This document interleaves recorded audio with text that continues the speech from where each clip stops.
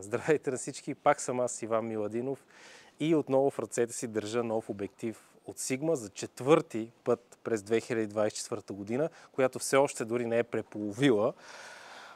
Това, което е в мен, е 2470 на 2.8 Art и всъщност е лека изненада, че го виждаме този обектив, може би защото всички очакваме да се изкарват все нови и нови продукти, а това нещо те вече го имат от далечната 2019 година. Казвам далечна, защото изминаха 5 години от тогава и всъщност е до някъде логично те да сменят този модел, да го обновят, да направят някакви подобрения към него. В интерес на истината, стария 2470 на 2.8 не беше никак лош обектив, но чисто и просто от към дизайн най-малко, от към тегло, от към оптика, имаше някакви леки неща, които можеше да се желаят да са по-добри и се надявам тук те това нещо да са го направили. Предполагам, че повечето от вас са запознати с първата версия на обектива и всъщност това, което виждам, поне отпред, когато го погледнете, абсолютно същото. 82 мм, диаметър на филтрите, много голям челен елемент, който дори леко се усеща като тегло, когато държите камерата. Имам усещането, че тази част на обектива е по-тежка и всъщност не че ми изморява ръцете, но определено, ако го сложиме на гимбала, това нещо ще бъде доста осезаемо. Другото нещо, което е много очаквано от един обектив през 2024 година, естествено е пръстена за блендата, който работи на степени и също може да се сменя и плавно неговата настройка, което е много полезно за видео.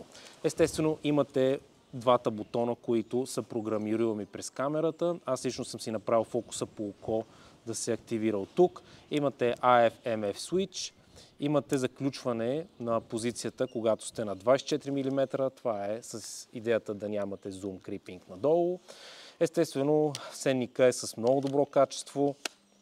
Заключва се в позиция с посредством бутон. И всъщност в общи линии това е доста прилича на стария обектив, като в тази си част е малко по-тънък. Мисля, че с около 100 грама по-лек, малко по-малко от 100 грама са успяли да свалят от него. Нещо, което аз лично не забелязвам, особено когато го държа. Значи, снимал съм с стария 70-200 на 2.8 доста, още от когато излезна. И дори когато ги хванах двата в двете си ръце, не усетих много голяма разлика. Така че моя съвет към вас е, ако решавате да апгрейдвате само заради теглото и имате стария обектив, това според мен не е абсолютно достатъчен повод за да го направите. Тъй като не искам това ревю да става много техническо, ще ви сложа цялата спецификация на обектива в една таблица, която може да паузирате и да разгледате на спокойствие. А сега искам да се насочим към по-сериозно снимане с него, защото ми е любопитно да видя колко Sigma са успели да подобрят предишната версия на обектива, която в интерес на истината не беше никак лоша.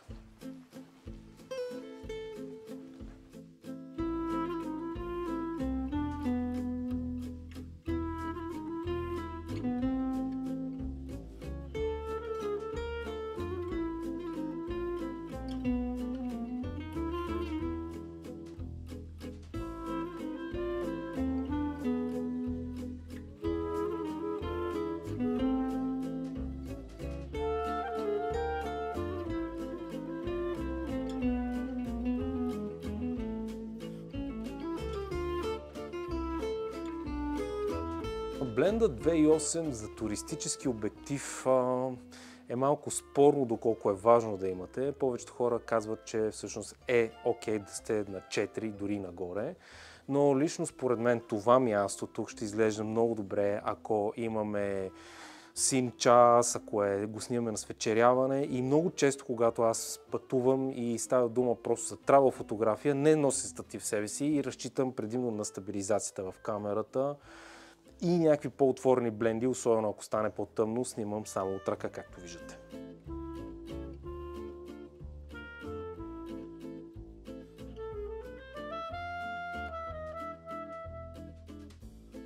Както виждате, начинът по който съм се облягал, последните 2 дни не са особено подходящи за тоскански пейзажи.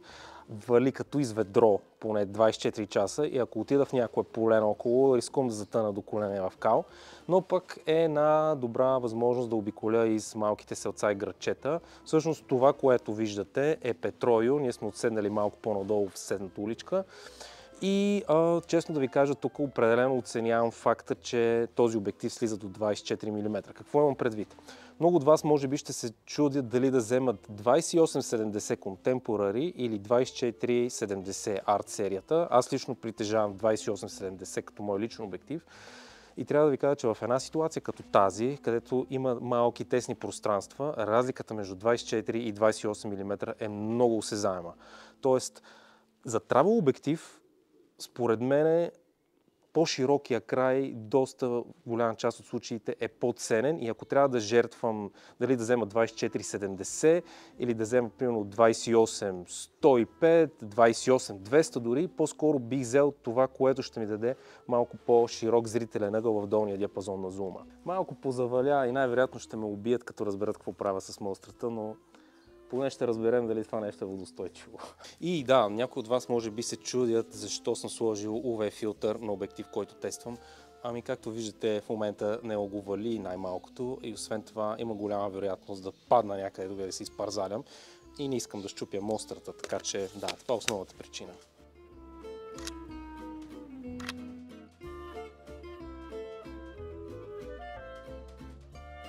И рязко сменяме стила и локацията и влизаме в режим макро. Всъщност намирам се на 200 метра от Петройо и дойдох тук, за да огледам за някаква по-интересна позиция към самото селце и в един момент гледам тази орхидея, предполагам, че орхидея, поправете ме ако греша. Всъщност това е една много добра ситуация, в която мога да илюстрирам удобството от факта да ви фокусира обектива на по-близко разстояние. Не казвам, че това е истински макрообектив, който дава 1:1, все пак има някакви макровъзможности. И е единственият обектив, който носи в момента със себе си, аз имам поне 4 в раницата, който може да свърши работата и да заснеме добре, сравнително добре това цвете. Тоест да имам добър детайл, да мога да кадрирам пълен кадър с него и също така да ми размаже задния план добре, т.е. да има добро боке. Така че това е един страхотен тест да видим как се справя отблизо, реална ситуация, мека светлина и задния план, между другото, е доста гъст, т.е. има много детайли и много треви в дълбочина и ще видим всъщност и бокето как се справя в една така малко по-критична ситуация, защото обикновено макрофотографията е много взискателна от към обективи и в повече случаи хората искат задния им план да бъде много плавно размазан.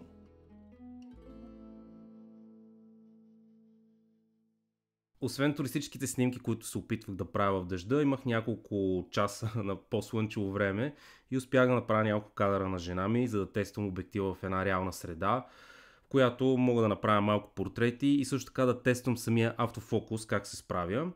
Тук камерата е на следящ фокус с разпознаване по око и по лице и всъщност се ме накарал да върви към мене с нормална скорост по стълбите, да се изкачва спрямо мене в права посока, за да мога да преценя доколко автофокусът следи, доколко има вероятност да изпусне. Имайте предвид, че това нещо е снимано с Sony Alpha 7R3, който е сравнително стар модел камера и не е с най-добрия автофокус, който може да получите в днешно време. Но честно казано, от всичко, което видях като кадри, в интерес на истината нямам абсолютно никакъв брак. Може да кажем, че тук съвсем леко, ето в този момент я е изтървало. Може би защото си затворила и очите. Тук една идея може би е слезнал надолу фокуса, но през цялото време автофокуса е следял обекта и нямам абсолютно никакъв брак.